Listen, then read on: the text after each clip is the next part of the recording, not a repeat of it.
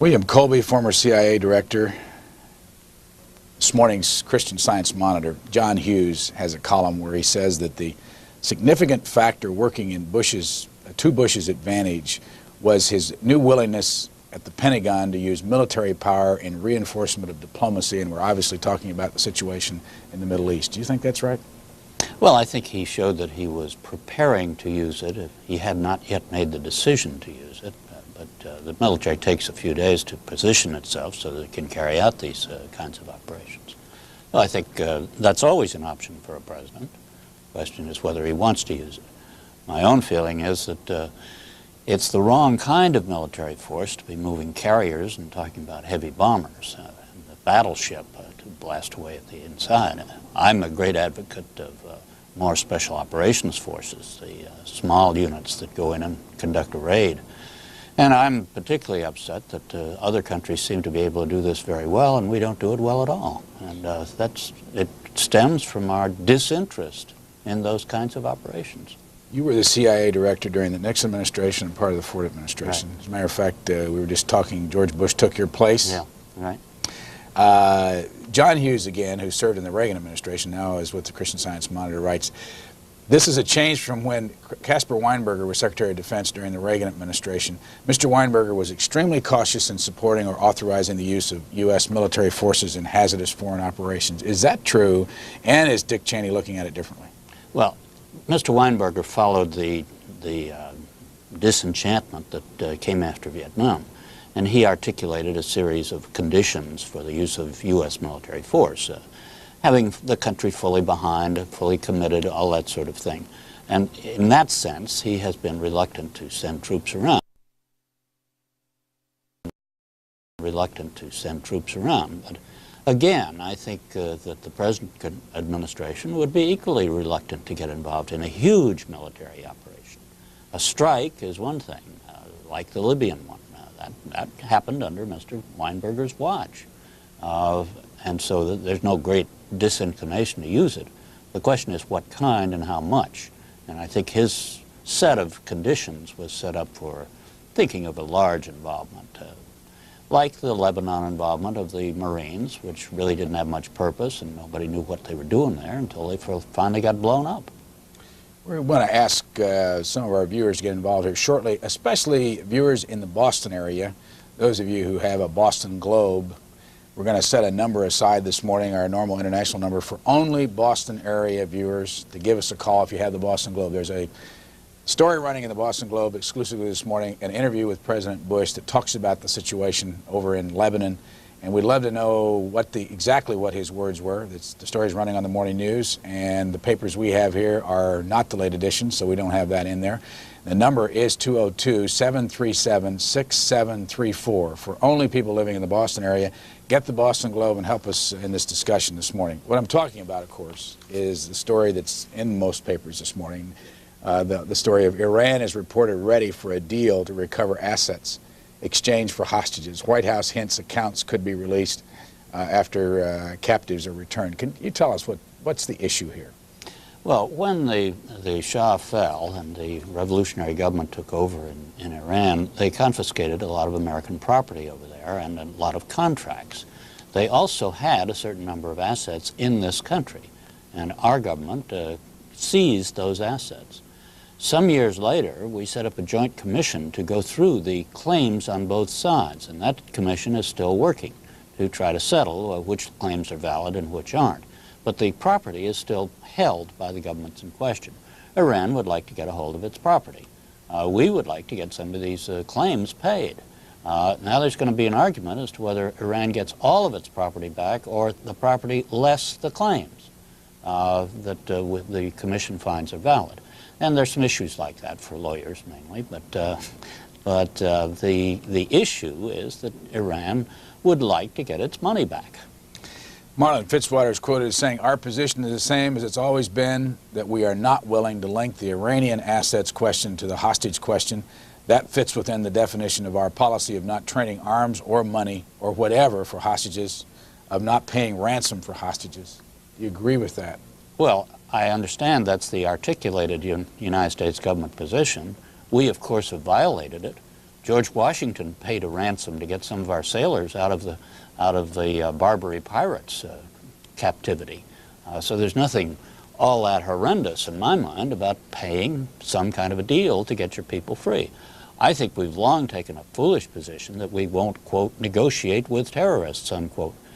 If you find some madman gets a family and holds them in a house, death's door, and the police surround it, the first thing they do is to establish communication with it so that they can talk and then try to work the thing out.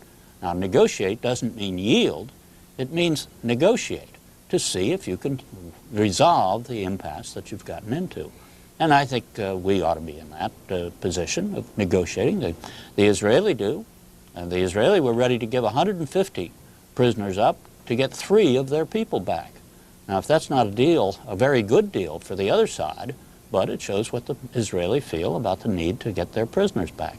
We'll go to the phones in 2 minutes, and that number that you saw earlier on the screen is for Boston area only. Those of you who live in Boston and have the Boston Globe, help us out with that special exclusive interview on the President has in there this morning. It would be helpful for our discussion here to hear exactly what he had to say about negotiating with the Iranians or others in the Middle East. Is there any way to describe the difference between the way you ran the CIA and the fellow who succeeded you, George Bush, ran the CIA? Was there a major difference? Of course, when I left, I cut myself off from all the secrets, so I really don't know how he ran it. I know he was very, very popular. I was somewhat controversial in my leadership of it. George Bush was highly regarded by everybody who was out there. What was the big difference? Why were you more controversial? Well, I was under a lot of tension with the congressional investigations and so forth, and there were arguments as to how well I handled it or how open I should have been and all that sort of thing. I've always wanted to ask the director of the CIA this question. If the American people were able to see what the CIA director sees, would they be shocked? Would they be surprised? Would they be overwhelmed? What would be the feeling one would have if they all of a sudden walked in and had the same information that the CIA director had? I think they would be sobered at the problems around the world, the complicated nature of many of the problems, and that they aren't easy answers. They wouldn't be shocked that these days, I was a bit shocked at a few things I found in the long history of CIA when I had to look into it and when the investigations went into it. But we remedied that kind of a situation, and I don't think there's anything in it today that would shock them. How would you rate our intelligence capability at this stage? Well, I'd say it's the best intelligence service in the world. It covers the entire globe. It's enormous amounts of information are taken in. And most importantly, they're centralized, brought to a center where they're thought about and analyzed carefully by experts who are prepared to think of the meaning of the things, not just the raw facts. Again, Boston area residents that have the Boston Globe, a special number there, 202-737-6734, looking for that exclusive interview with George Bush this morning. Prattville, Alabama, go ahead, please. I just wanted to comment that seems a lot of the problems in the Middle East are due to the intransigence of the leaders of the various parties, whether it be the Israeli Likud, the majority of the PLO, or the Shiite terrorists in Lebanon. We're not going to get peace in there till we get some changes in leadership amongst these people who are willing to negotiate in good faith and give in a little bit in one place or the other. You agree, Mr. Colby? Well, I think you make a valid comment, but I'm afraid it's not just the leaders, because I think the leaders are intransigent in that way because their followers expect them to be and insist upon it. The differences in the Middle East, ethnic, religious, social, all those terrible strains in that society out there are such that you're going to have a very complicated situation for a long time. Remember, it took about 100 years for the Catholics and Protestants in Europe to stop killing each other. And there we are. I think with the Middle East, you have not only the Catholics and the Protestants and the Islam and the Israeli, you have every form of a different kind of Muslim group, all that sort of thing. The nationality differences, all those are very intense. Brockton, Mass. Good morning. Do you have the Boston Globe? Yes, I do. Where do they run this story we're talking about? On page 14, there's a transcript of a conversation with the President. I should turn up my... Okay. Is there a story on the front page that may explain what he said? Bush foresees long-term effort to free hostages. Is that the one? Yeah, what we're looking for is his comment about whether or not he thinks we should negotiate with the... I have no reason to say that I can see in the short run a total resolution of the American hostage problem. I wish I could, Bush said. I have no reason to say just over the horizon I think this problem will be solved, just over the immediate future. That's on the front page. Okay, I'll ask Bill Colby a question. And look for some statement about negotiation. They're running that on the news this morning, actually whether he would negotiate with the people that are holding the hostages over there. Okay. Is there a lot of activity, from what your knowledge is, behind the scenes, still going on? Oh, certainly. There's a lot of communication with other governments, a lot of intelligence effort, I'm sure, trying to get information as to who's on which side and who's on first and who's on second and all that sort of thing. Is there a different atmosphere going on right now because of George Bush's experience than there was, say, during the Reagan administration? Well, I'm sure there's a different way of handling it. Any president makes his own mark on the way his administration works. Some are very much involved in the details. Others are somewhat detached from the details. Others run a kind of a compromise between being involved to the degree they should, but not getting too involved. And each president is very different. Brockton, do you have any more for us? Not really. I'm trying to read the whole article here. The first question out of his mouth, he says, I want to talk to the Secretary General now that Goulding is back or about to come back, Goulding being Merrick, the UN Undersecretary. I would like to agree with him, but I don't have the facts to agree with him to compel me to agree with him on this statement. There have been a couple of reasonably helpful statements out of Iran, and perhaps that was what he's basing his assessment on. But I think Marlin yesterday properly termed it cautiously optimistic, and I would say that is where we are. But some of this is the relief that came, at least temporarily, to stay the execution. Okay, thanks for trying. Maybe somebody else in the Boston area can look further and see if there's anything else. Anything that he said that you can comment on? No, I think he's accurately stating that there aren't any easy breakthroughs on this. This is a very complicated problem. And, the problem of who controls the hostages is very difficult. Is it some little group out in the country by itself? Is it responsive to Iranian control, influence? To what degree can you negotiate with anybody to get these people free? Excuse me. Pompano Beach, Florida. Go ahead, please. Good morning. I can hardly hear you. I'm hyperventilating. This is from last... Can you hear me? Mm-hmm. Can you hear me? Yes. Yes. This is from last Sunday Sun Sentinel. Hostage crisis spurs Israeli lobby. At the embassy secretaries, I'm not reading the whole article. From Jerusalem telex machines in Washington, where airwaves all over the United States appeared in all the major networks, all their officials. At the embassy, secretaries were taxing members of Congress and media terrorist acts, including car bombing, infiltration attempts, including and everything, and reporting planned by Obed at this capacity to lead Iranian back to Hezbollah. Caller, we're my having point is, yeah. ever since Iran was knocked over and the Shah of Iran was done away with, Lebanon was ruined, okay? Now, the biggest terrorist of all, every time this comes up, we switch to Central America. And all the different things, no war, not another Vietnam, but boy, when it comes to the Middle East, we're going to go in and bomb and bomb and bomb.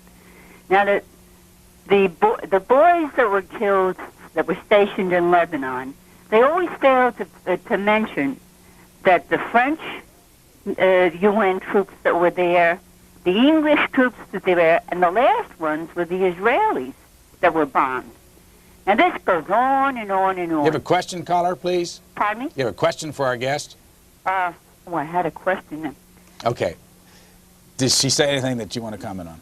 Well, I think she's upset at the amount of attention we pay to the Middle East, but I think we have to, because it's very much of a vortex to where the other major countries get interested. I mean, we get a lot of oil there.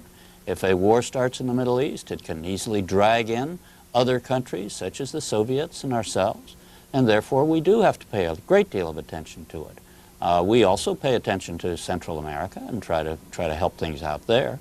I have some differences with the way we do it from time to time, but we are a world power that has responsibilities for helping its friends in lots of parts of the world. San Diego, go ahead, please. Now, I got two questions here. First of all, why is it that the Syrian involvement with terrorism, as far as our retaliation, is not emphasized by the United States? For example, not just the Syrian support for terrorism or terrorist groups like Ahmed Jibril, Abu Nidal, and radical Palestinian groups, but direct Syrian involvement, meaning, for example, Lieutenant, I think he's Brigadier General Muhammad Ali Cooley and Lieutenant Colonel Hatam Saeed.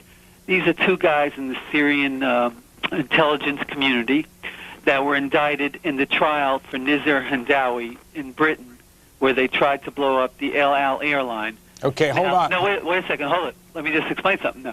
Now, Britain broke diplomatic relations with Syria over this incident. Now, there were 200 American citizens on that plane. We just called our ambassador back for, I don't know, 6 months or so. If that plane would have exploded, I mean, this was direct Syrian involvement as opposed to, say, Syrian support for terrorism. And I have another question. Okay, hold on. Mr. Colby. Well, in that case, we did withdraw our ambassador, but the plane was not shot down. I agree the men were guilty. There's no question about it. But you will find in any court in the country that the effect of an action is frequently considered when the punishment for it is adopted.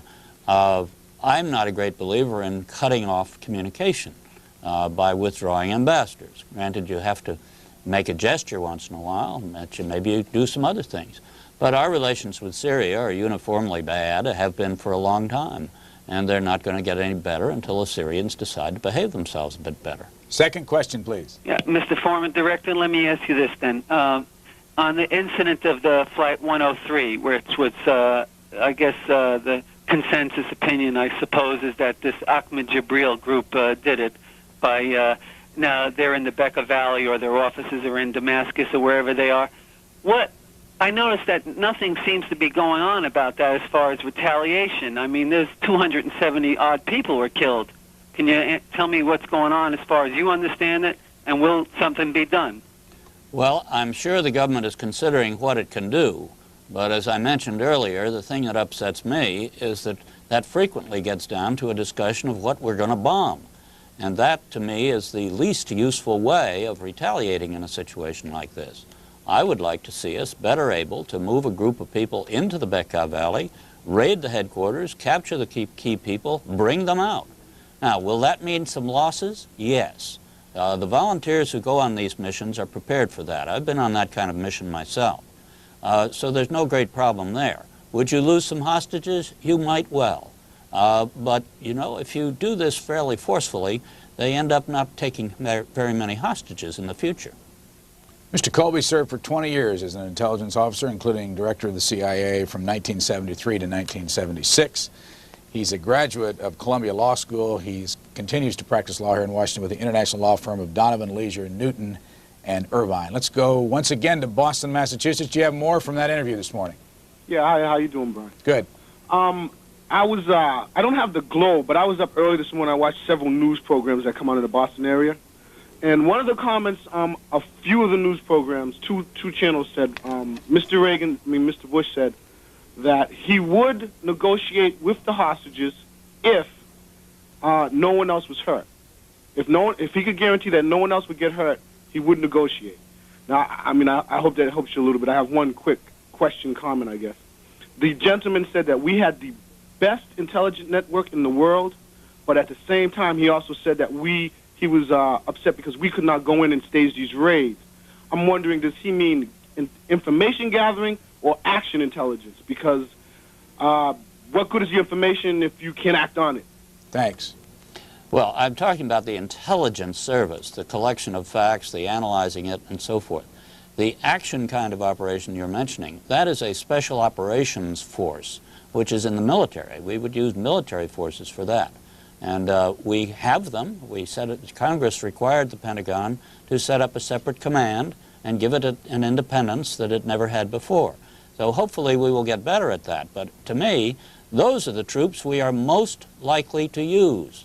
And those should get the first priority in our planning and support. We put a lot of our effort into nuclear things that we're never going to use, and hopefully never will have to. But we ignore these ones that we want to use, and as a result we have disasters like the raid into Iran, like the Marines in Lebanon, and all the rest of it. The gentleman did point out the difference between what Marlon Fitzwater said yesterday and what the President appears to be saying in the Globe. Do you see a difference in the two? It sounded like a difference. I really can't responsibly comment on it since I haven't seen the President's words, but it said that he would negotiate if he had a guarantee that no hostages would be taken, I think, or harmed or something like that. I'm not quite sure what the phrase Again, was. that's what I was hoping we'd get from our audience in Boston, the exact words. So we still have that Boston number if somebody has the Globe and can find the exact words. You have a book coming out called Lost Victory. When's it being published? In November. What's it about? It's about Vietnam, and the title expresses my view. I spent most of the 16 years of our involvement directly involved in Vietnam. I saw our bad days, and I saw our good days, and it's my basic contention that in the early 70s we managed to turn the situation around and win the battle, and then lost it by walking away from it. Raleigh, North Carolina. You're on with Bill Colby. Go ahead, please. Good morning, gentlemen. I wanted to ask Mr. Colby a question. Given the situation in Lebanon, it would seem $1 million or so spread around could get you any kind of information that you wanted. Why have 4 years or more gone by without being able to find out where the hostages are? You're talking about a very tough subject. I'm not going to gloss over that we apparently do not know precisely, but you're dealing with people who move the hostages frequently so that you can't find them, so that they are protected against exactly the raid I'm talking about, who are very tightly disciplined and security conscious of keeping their secrets to themselves in a very small group. You don't send a James Bond in to find out where the hostages are. You have to find somebody in that community who, for whatever reason, is willing to let you know and be able to communicate with you on a timely fashion as to just where the hostages are.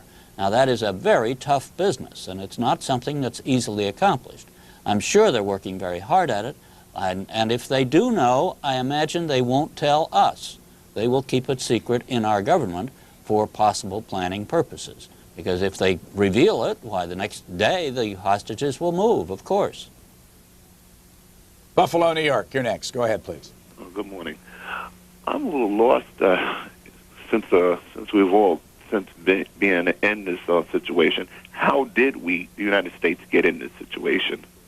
How did we get into the hostage situation? Yeah, yeah. We got into this situation largely because the United States is a great power. You had a revolution against a friend of the United States, the Shah of Iran.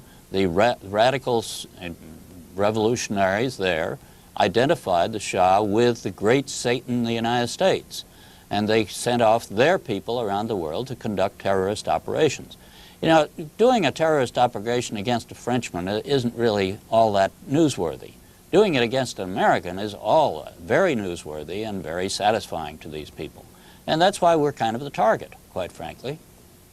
Andover, Mass. I understand we'll take another shot at the Boston Globe this morning. Okay, and Mr. Lamb, this is the first time I've called, and I want to tell you how much I appreciate C-SPAN. I've been watching it day and night for 2 years now, and you are great. Thank you for calling. Now, just let me read it first. Should we triple our resources? Answer, well, we tried, and you don't know, and I won't tell you what we stepped up in the way of human collection in Lebanon or in areas of nature, because we once did that, and once you start discussing human intelligence, you dry up human intelligence. So I'm satisfied it's a little better than it was, but we still don't have the intelligence I would like to have. If we had better intelligence, we might be able to surgically extract the Americans that are still held hostage.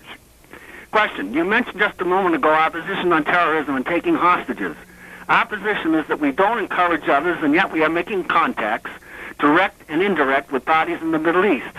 Why not go the next step and say this might not be negotiating, but we are talking with these people, and this may lead to a solution? Answer: I have no problem with that. Look, I can talk to somebody and get the release of an American hostage and do it without, in my view, and the view of experts, putting others to risk. But aren't we talking semantics? Question. Answer: not necessarily. If you give the hostage holder some reward for having held an American hostage, it's going to happen tomorrow. And that's what the policy is based on.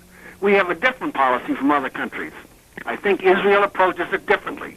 And I might point out that we are not going to permit this happening for the moment to drive a wedge between Israel and the United States. I'll make that point very clear. But there are differences here on policy, well-known differences. But in the fundamental strategic relationship will be kept fundamentally strong. Okay, hold on just a second. I want to ask Mr. Colby if he can comment on that. Is that what? Is that? I think the president is drawing that fine line between talking and sending signals through intermediaries and the, quote, negotiating, unquote. He doesn't feel that he wants to reverse our longstanding policy against, quote, negotiating, unquote, but he still wants to have communication. And whether that's indirect, this seems to be, is what he was referring to, or eventually can be direct. You know, for years we wouldn't talk to the PLO. Now we are talking to the PLO. Are we negotiating with them? I don't know whether we're negotiating with them or not. We're talking to them, though. Caller, let me add, this is a minor point for most people, but who is doing this interview? Who's got the byline on this? Just a second. It says the following is the transcript of an interview yesterday with President Bush at the White House with Stephen Kirchian, John W. Mashik, and Walter V. Robinson of the Globe staff. All right. Thank you very much for helping us on that. Cape Cod, Massachusetts, what do you have? Good morning, Brian. Morning. Great show. I'm trying to be a straight arrow. I'm 100 miles from Boston, but I'm calling on the regular line because some of us couldn't stand to have the Boston Globe in our house. That's the closest to partisan politics you've ever gotten. I'd like to ask Mr. Colby something I've heard a couple of times, and maybe he knows the details. A number of years ago, one or two of the Soviet Union representatives over the Middle East were taken as hostages. Supposedly, about a day later, Hezbollah, or whoever they were, got a bunch of body parts back of their people, and since that time, the Russians have not lost one hostage. I wonder if that's true. There's a grain of truth to it, but it's much exaggerated. I think the facts are that they did have someone taken as a hostage, and there was an action taken against the Hezbollah people who were responsible for it.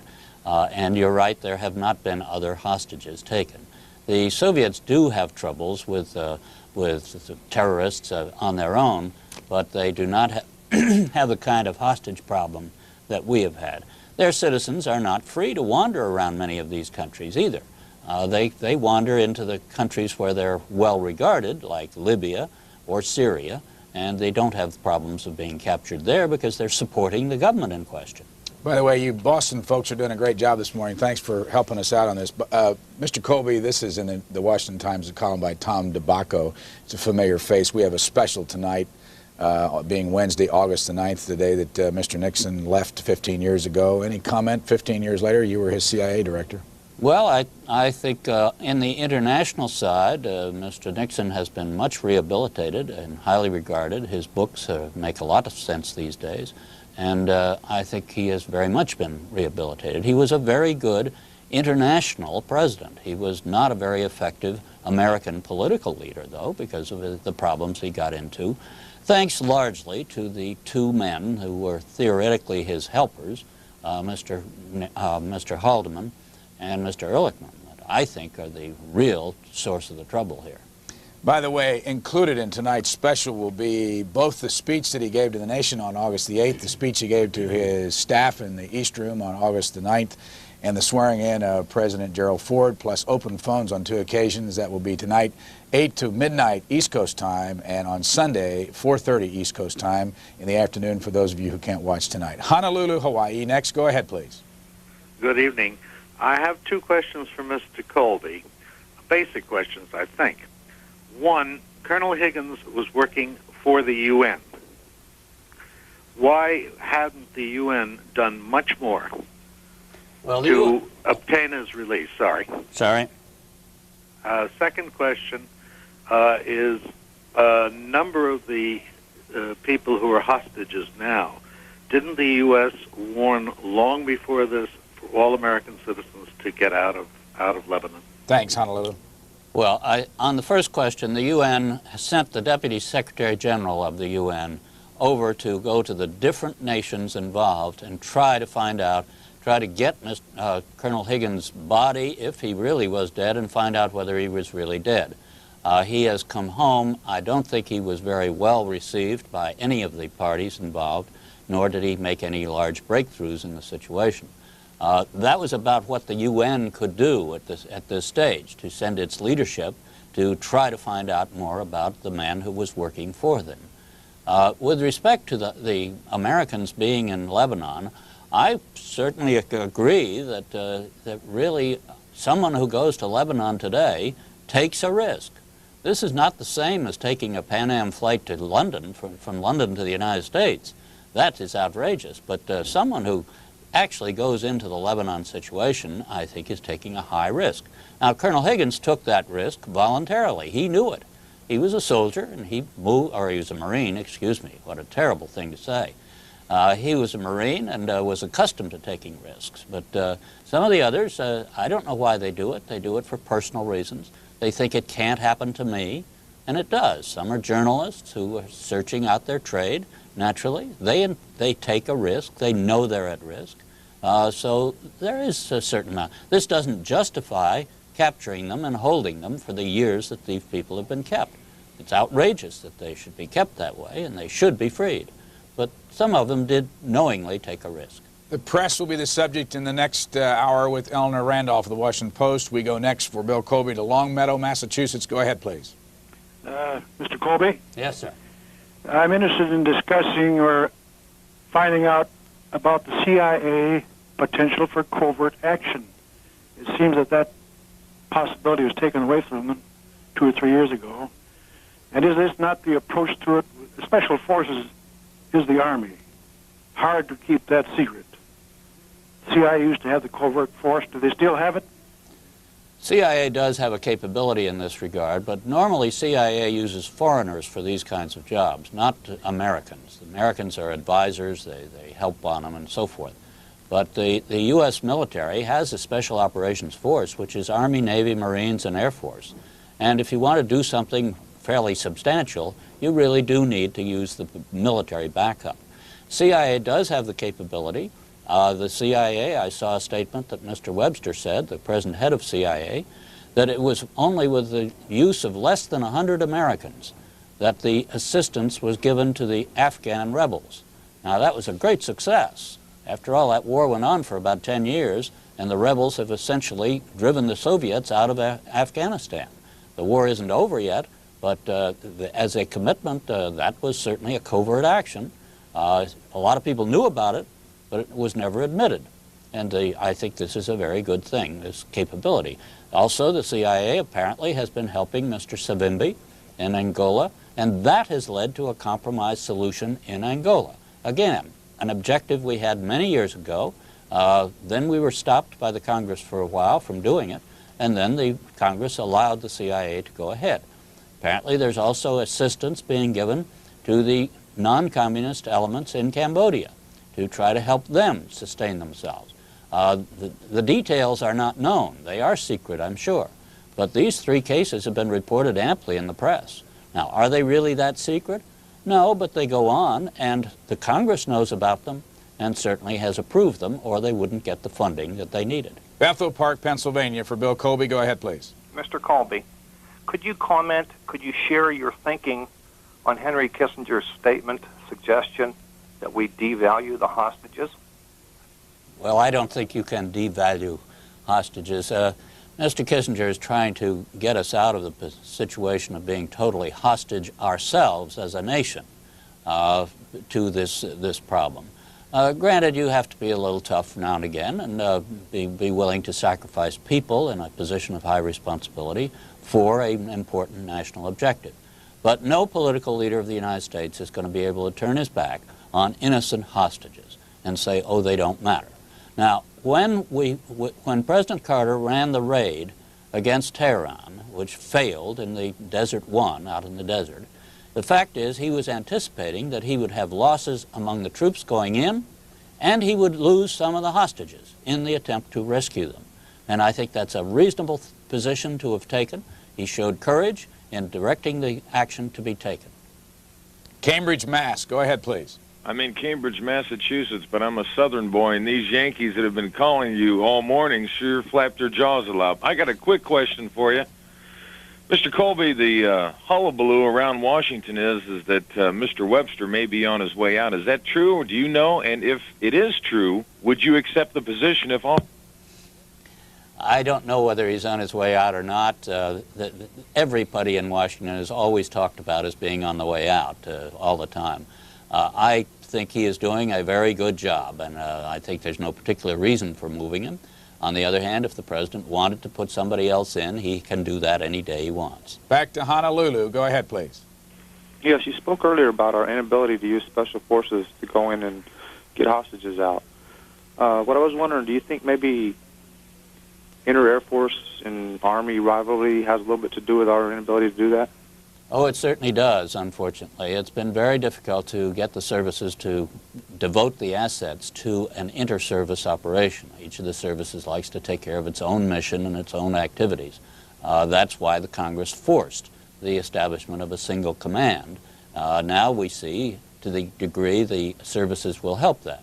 Will the Air Force send their best planes and their best pilots? Will the Army send their best people?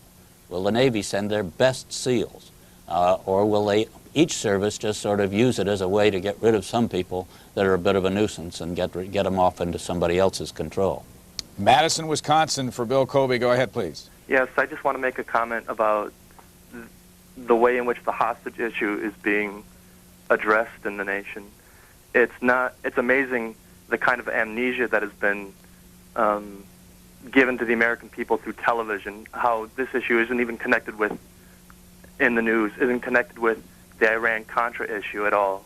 I was wondering if Mr. Colby thinks that George Bush is using his links that he's developed in the Iran-Contra scandal to, maybe through delivering enough birthday cakes, to make some headway in the hostage crisis. I don't think that's likely. I think Mr. Bush is going to operate through the regular channels. One of the first things he did in this crisis was to call a meeting of the leadership of the Congress to a meeting after his really about first briefing on the subject to discuss the problem with them. I think George Bush is going to handle this on the up and up with the Congress, no question about it, and it's not going to be a repetition of the Bible and the key and all that sort of thing. Would you help us with a story that has been running here for weeks that is carried as the lead story in the Washington Times this morning? Those in our audience that have watched this story would be interested to know that Spence is arrested in New York and released.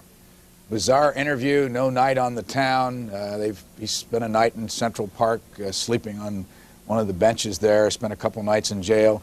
Once host of Powerful reduced to begging, sleeping in the park.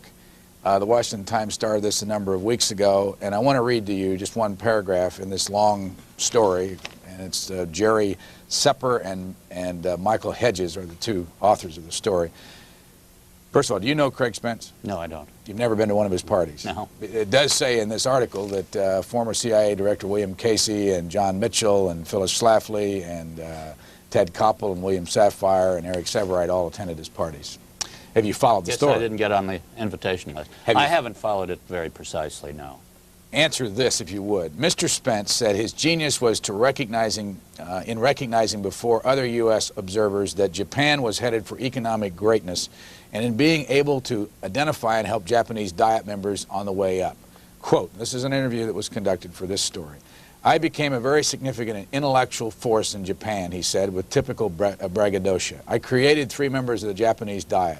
It's called perspicuity. That's not the right way to pronounce that. I saw a future prime minister in an obscure little man named Yakashiro Nakasone when all our spastics here didn't see that. He indicates that he had a lot of power in this town, and some people have said he was a former CIA agent. I don't recognize him as a former CIA agent. I don't know whether he ever served or not.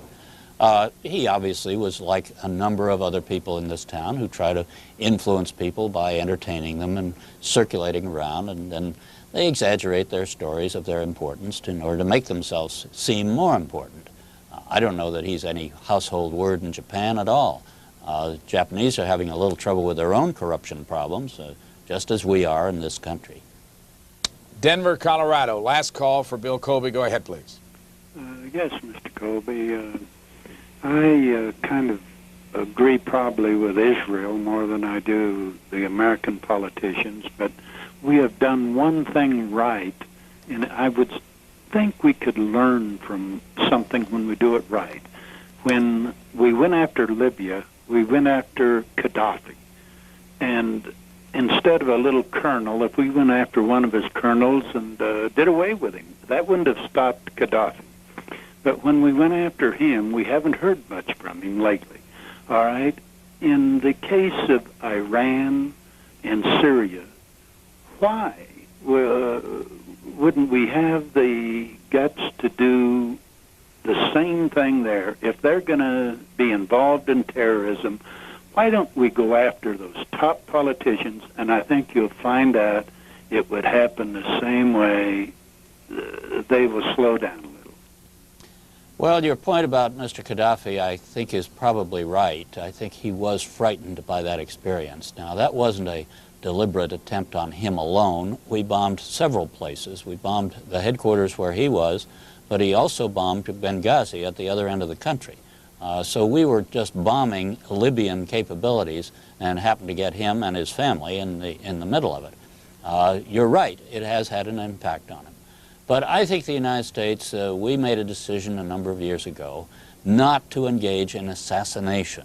Now, there's a difference between assassination and killing somebody in the course of a battle.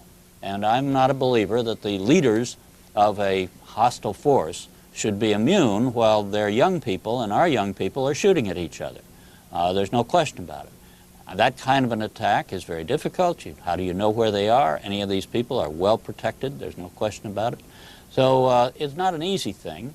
And I think the thing about the Libyan one was that you had a situation where we had the goods absolutely on them, that they were responsible for that bombing in Berlin, that the way to get there was fairly easy because the bases we bombed were right on the edge of the sea, so that we came on off the sea and bombed them and got out. That's not the case in either Syria or Iran. And the complications of an operation such as that are considerably greater.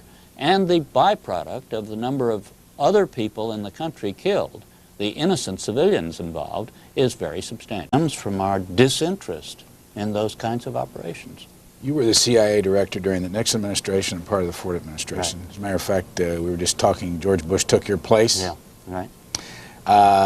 John Hughes, again, who served in the Reagan administration, now is with the Christian Science Monitor, writes, this is a change from when Caspar Weinberger was Secretary of Defense during the Reagan administration. Mr. Weinberger was extremely cautious in supporting or authorizing the use of U.S. military forces in hazardous foreign operations. Is that true, and is Dick Cheney looking at it differently? Well, Mr. Weinberger followed the disenchantment that came after Vietnam, and he articulated a series of conditions for the use of U.S. military force. Having the country fully behind, fully committed, all that sort of thing. And in that sense, he has been reluctant to send troops around. But again, I think that the present administration would be equally reluctant to get involved in a huge military operation. A strike is one thing, like the Libyan one. That happened under Mr. Weinberger's watch. And so there's no great disinclination to use it. The question is what kind and how much. And I think his set of conditions was set up for thinking of a large involvement, like the Lebanon involvement of the Marines, which really didn't have much purpose and nobody knew what they were doing there until they finally got blown up. We want to ask some of our viewers to get involved here shortly, especially viewers in the Boston area. Those of you who have a Boston Globe, we're going to set a number aside this morning, our normal international number, for only Boston area viewers to give us a call if you have the Boston Globe. There's a Story running in the Boston Globe exclusively this morning, an interview with President Bush that talks about the situation over in Lebanon. And we'd love to know exactly what his words were. The story's running on the morning news, and the papers we have here are not the late edition, so we don't have that in there. The number is 202-737-6734 for only people living in the Boston area. Get the Boston Globe and help us in this discussion this morning. But the issue is that Iran would like to get its money back. Marlon Fitzwater is quoted as saying, "Our position is the same as it's always been, that we are not willing to link the Iranian assets question to the hostage question. That fits within the definition of our policy of not trading arms or money or whatever for hostages, of not paying ransom for hostages." Do you agree with that? Well, I understand that's the articulated United States government position. We, of course, have violated it. George Washington paid a ransom to get some of our sailors out of the Barbary pirates' captivity. So there's nothing all that horrendous in my mind about paying some kind of a deal to get your people free. I think we've long taken a foolish position that we won't, quote, negotiate with terrorists, unquote. If you find some madman gets a family and holds them in a house, death's door, and the police surround it, the first thing they do is to establish communication with it so that they can talk and then try to work the thing out. Now, what I'm talking about, of course, is the story that's in most papers this morning. The story of Iran is reported ready for a deal to recover assets exchanged for hostages. White House hints accounts could be released after captives are returned. Can you tell us what's the issue here? Well, when the Shah fell and the revolutionary government took over in Iran, they confiscated a lot of American property over there and a lot of contracts. They also had a certain number of assets in this country, and our government seized those assets.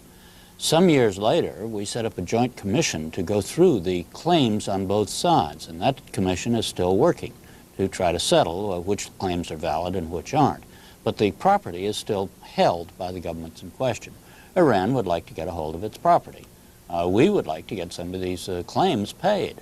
Now there's going to be an argument as to whether Iran gets all of its property back or the property less the claims that the commission finds are valid.